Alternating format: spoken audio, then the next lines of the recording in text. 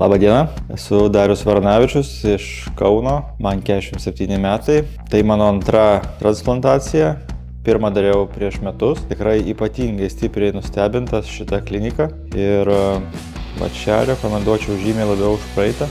Kodėl čia taip man patiko? Nepaisant to, kad tikrai ne problema kalbėti angliškai ir suprasti. Nežinau, man pasirodė didžiulis pliusas, kad čia mūsų sutiko Aušra, kalbėjome visą laiką lietuviškai. Jis visada, tikrai visada buvo tiek klinikoje, tiek bendram telefonu. Pati transplantacija irgi praėjo sklandžiau negu didelėje klinikoje. Tenais daugiau buvo tokios suirutės, čia viskas labai sklandžiai, paprastai, ramiai.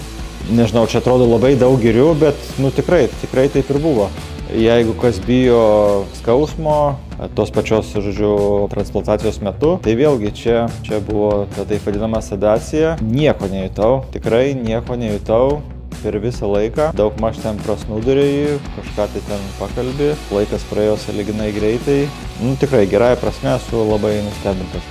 Vat antras kartas jaučiuosi žymiai geriau po operacijos. Ne tai, kad geriau, o 100% gerai.